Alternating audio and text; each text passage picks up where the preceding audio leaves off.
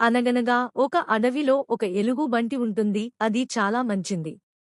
ఆపదలో ఏ జంతువు, ఏ పక్షో ఉన్నా ఆదుకునేది. ఒకరోజు నక్క ఆయాసపడుతూ పరుగు పరుగున వచ్చి చెట్టు కింద ఉన్న ఎలుగుబంటిని చేరుకుంది. నక్క, నన్ను సింహరాజు తరుముకు వస్తున్నారు, రక్షించండి అనగానే ఎలుగుబంటి గట్టిగా అరిచి వెనక్కు పరిగెత్తే లాగా చేసింది. ఒకరోజు నక్క తన బిడ్డ పుట్టిన రోజు వేడుక చేసింది. అందరినీ పిలిచింది, ఎలుగుబంటిని మాత్రం పిలువలేదు.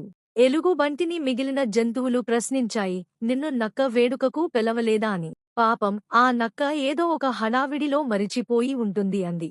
నక్క పరిగెత్తుకుంటూ వచ్చి, ఎలుగుబంటి మిత్రమా, నా బిడ్డకు ఆరోగ్యం బాగాలేదు, ఎంత లేపినా కండ్లు తెరవటం లేదు అని మొరపెట్టుకుంది. భయపడకు, నీ బిడ్డ పక్కన ఉండు, వైద్యం కోసం నేను వెళ్లి కుందేలు మామని తీసుకుని వస్తాను అని నక్కకు చెప్పింది. కుందేలు మామ పసరు మందు పూసి నక్క పిల్లను త్వరగా కోలుకునేట్లు చేసింది. ఇంకో రోజు ఎలుగుబంటి తన మిత్రులతో నక్క గుహ వైపు నుండి విహారానికి వెళ్ళింది. ఒకరోజు నక్కకు ఎక్కడా ఆహారము దొరకలేదు. తన బిడ్డను తీసుకుని ఎలుగుబంటి గుహ వద్దకు వచ్చింది. అప్పుడు ఎలుగుబంటి నక్కను, దాని బిడ్డను ఆహ్వానించి కడుపు నిండా ఆహారం పెట్టింది.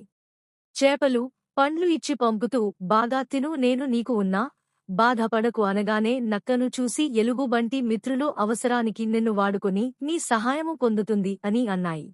ఆ మాటకు ఎలుగుబంటి నవ్వుతూ, ఆ నక్కకు సమస్య వచ్చినప్పుడు నన్ను గుర్తు చేసుకుంటూ నా దగ్గరికి రావడం సంతోషంగా ఉంది. ఎలుగుబంటిని చూసి మాకు మంచి స్నేహము దొరికింది అనుకున్నాయి.